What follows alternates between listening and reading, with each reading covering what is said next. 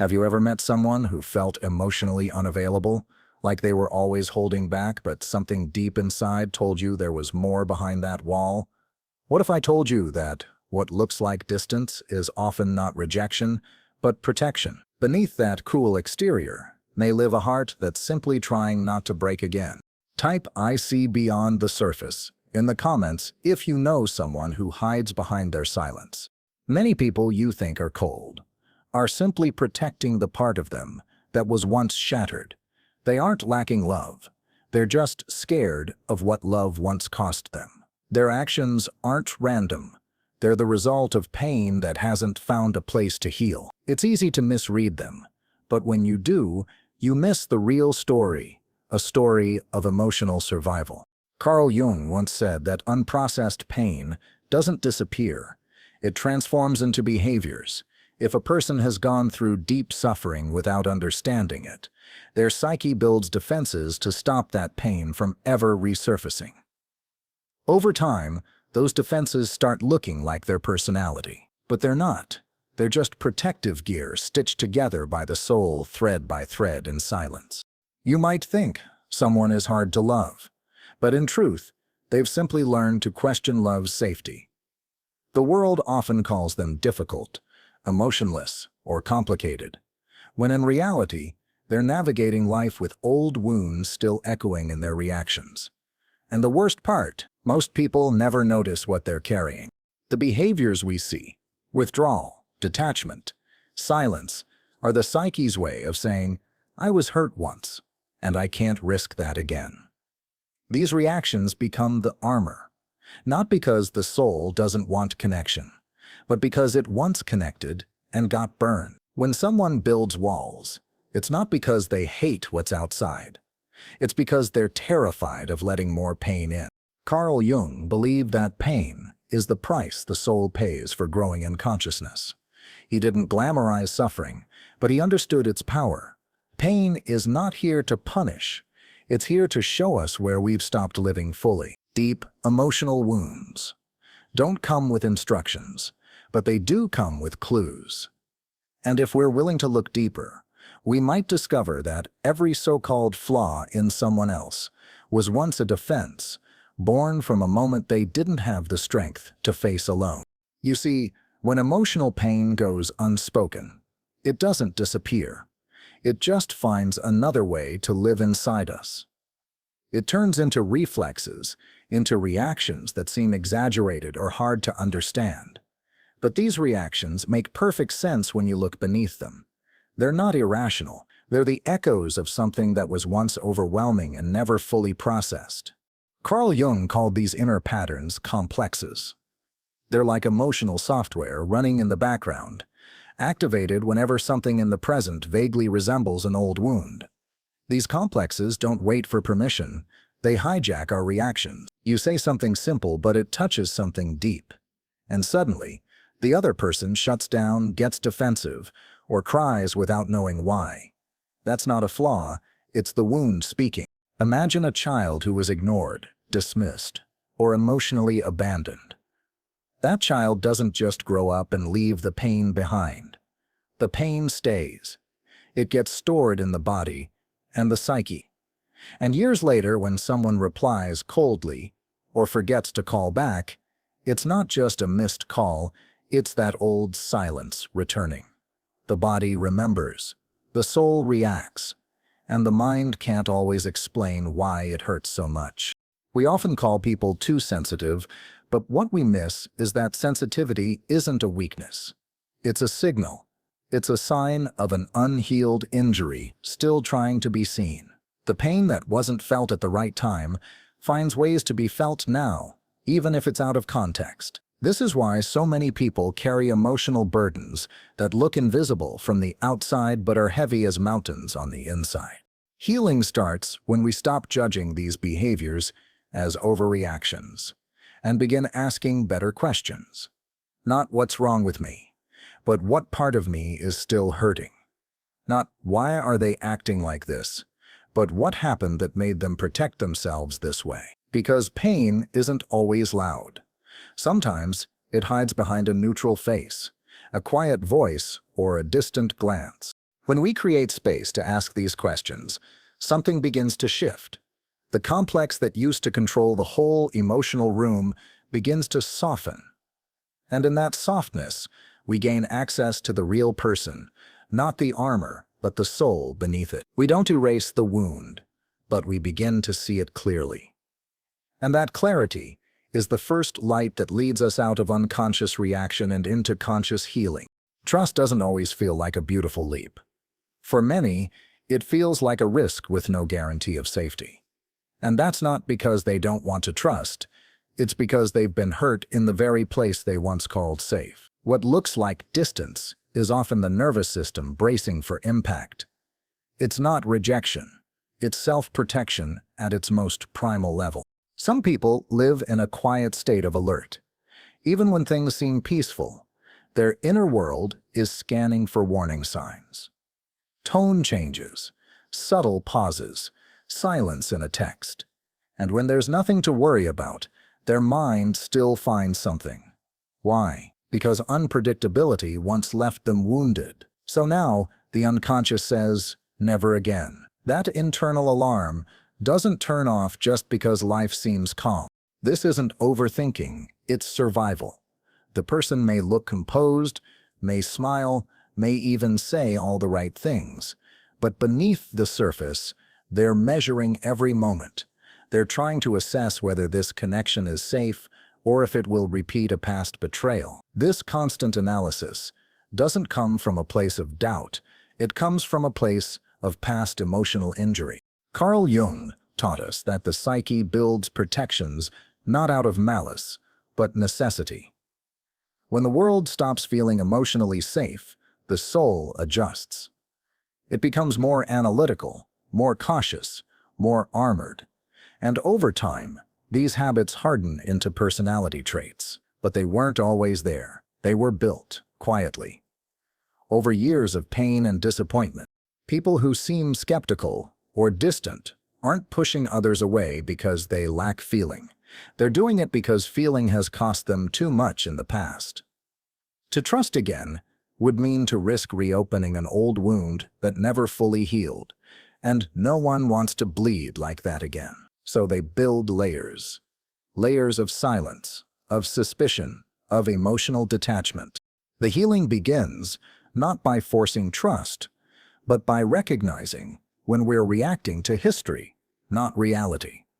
It starts when someone pauses and asks, is this fear from the present moment, or am I still living through an echo of the past?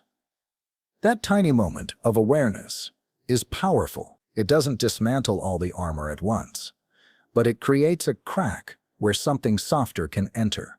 And in that space, we slowly remember, not everyone is here to hurt us. Some people might just stay. Some people don't disappear because they don't care. They pull away because that's the only way they've learned to stay safe. When the heart has been overwhelmed too many times, the soul instinctively retreats. It's not a conscious choice. It's survival. Silence becomes their shield, not because they've stopped feeling, but because feeling has become too dangerous. From the outside, this withdrawal often looks like coldness or indifference, but on the inside, it's more like hiding in a cave after a storm, waiting for the trembling to stop. They're not trying to punish anyone. They're trying to breathe. They're trying to remember who they are now, that the world doesn't feel safe anymore. Jung believed that this kind of retreat was symbolic, a moment of internal death before rebirth. The ego folds in, not because it has given up, but because it's conserving the last bit of energy it has. The psyche needs time to rebuild after being torn apart, so it enters a kind of hibernation, a deep protective silence, where healing can begin slowly and quietly. But what begins as necessary often becomes habitual. The silence that once protected starts to isolate. Emotional self-preservation turns into emotional loneliness. And without realizing it, the person who needed space to heal now lives in a world where no one can reach them. The wound no longer bleeds, but it never breathes either. Carl Jung warned of this spiritual stagnation. when the defenses that once saved us begin to imprison us. The soul adapts so well to solitude that it forgets how to open up. The heart starts beating behind closed doors. And even when someone loving knocks gently, the door doesn't open. Not because they're not wanted, but because the lock was built long ago and no one remembers where the key was left. Healing, in this space, doesn't come from force. It begins with honesty. A soft, inner confession. I needed to pull away to survive. But maybe I don't have to live like this forever. That quiet realization creates a shift. The wall doesn't fall, but it begins to thin, and in that fragile new space, solitude becomes less of a prison and more of a sanctuary, where connection, one day, might be possible again. Some people walk through life with quiet certainty. They seem confident, composed, always in control. But what we often miss is that this strength wasn't chosen. It was forged, not in peace, but in pain. Not because they wanted to be unshakable, but because falling apart was never an option. This kind of strength isn't loud or proud. It's silent, rehearsed, practiced behind closed doors. It's the strength of someone who had to hold it together when no one was watching. And now, years later, they wear it like armor, so polished, even they sometimes forget there's still a vulnerable human being underneath. Carl Jung called this mask the persona, the image we present to the world. It helps us survive, interact, and function. But for those who've suffered deeply, the persona becomes more than a mask. It becomes a performance, a way of moving through life without ever being seen too clearly. Because being seen once cost them too much. And so, they smile, they nod, they carry on. But inside, there's a disconnect. A quiet question that never goes away. If I stop performing, will anyone stay? The fear isn't just of rejection, it's of becoming invisible once the mask is dropped. That's why they keep it on. It's not vanity, it's protection. But even the strongest persona begins to crack when the soul underneath grows tired of hiding. When the silence inside becomes louder than the voice they use in public. That's when the longing begins. Not to appear strong, but to be accepted in their softness. Not to be admired, but to be understood. Healing, in this space, is about daring to show even a flicker of vulnerability. To let the mask slip, not entirely, but just enough to be real. Because true strength isn't about being untouched by pain. It's about letting yourself be seen, even when you're still healing. And when someone sees you beneath the persona and chooses to stay, that's when the soul begins to believe. Maybe I don't have to pretend anymore. Some people are amazing at caring for others. They know exactly what to say, how to comfort, when to listen. They seem like emotional anchors in everyone's storm. But behind that calm, behind the way they hold others together, there's often someone quietly falling apart inside.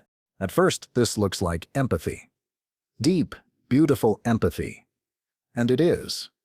But sometimes, it's also something else. It's an escape, a way of avoiding their own wounds, by focusing entirely on everyone else's. When you've suffered deeply, it can feel safer to be the helper than to admit you still need help. Carl Jung explained that when we don't know how to deal with what hurts inside, we project it outward. In this case, we end up trying to fix in others what's still broken in us. And because we feel it so strongly, we think it's compassion. But often, it's unhealed pain, wearing the costume of kindness. This is how emotional overfunctioning is born. You become the caretaker, the listener, the one who never asks for anything back. You give and give until giving becomes your identity. You're not just the one who helps, you're the one who never breaks. And that image becomes your new prison. But the soul knows. It knows when you're empty, even when you're still giving. It feels the exhaustion, the silent resentment, the slow erosion of your boundaries. It whispers, you're forgetting yourself. And eventually, the burnout comes. Not because you're weak, but because you've been carrying too much alone. Healing this pattern doesn't mean becoming cold or less kind. It means including yourself in your circle of care. It means realizing that true empathy begins with self-awareness, that you can sit with someone else's pain without losing yourself in it, that helping doesn't mean saving. It means walking together, both whole in your own way, because when you learn to hold your own heart first, your compassion becomes steady. Not desperate, not draining, but real. And in that kind of presence, you're no longer fixing people to forget your own pain. You're connecting, human to human, without losing yourself in the process. Some people expect very little from life, not because they're humble, but because they've been let down too many times. They've learned to hope quietly, cautiously, to keep their dreams small, so disappointment doesn't come crashing in again. But beneath that careful restraint isn't indifference, it's fear. The fear of being hurt again in a place that once felt sacred. When you've been broken by life, expecting less starts to feel like wisdom. But it's not always wisdom. It's defense. A defense that slowly closes the doors to joy, creativity, connection. You stop asking, stop wanting, stop trusting your own desires. And what once felt like protection becomes a quiet kind of numbness. Life starts to shrink. Not because it lacks beauty, but because you're too afraid to reach for it again. Carl Jung said that the soul wants to expand. And to do that, we have to face the grief of what never was. The love we didn't get, the words never said, the versions of ourselves we had to bury. Grief isn't just about what happened, it's about what could have been. And healing begins when we finally allow ourselves to feel the weight of that truth, instead of running from it. The past doesn't stop hurting just because time has passed. It stops hurting when it finds a place to belong, no longer denied but integrated. When we can look at our scars and say, yes, this happened. And it shaped me. But it doesn't define me anymore. That's not weakness. That's strength, rooted in honesty. What the world often mislabels coldness, distance, hesitation, is usually someone just trying to breathe while carrying invisible pain. Behind every defense is a story, and behind every story, a person who tried to survive the only way they knew how. The moment we stop judging and start listening to ourselves and others is the moment transformation becomes possible. Healing doesn't demand that we erase our pain. It asks that we witness it, that we stop making it the enemy and start letting it guide us. Because pain, when brought into awareness, becomes wisdom. It stops running the show in the background and starts showing us the way home. And that's the real shift. From reacting to remembering, from hiding to becoming whole. If this message resonated with you, I want to invite you into a space of conscious healing. Dolan. Comment below. I'm learning to listen to my pain. That one sentence tells the world you're no longer avoiding the hard truths and that you're choosing awareness over avoidance. It's a powerful beginning. And from here, your healing has already begun.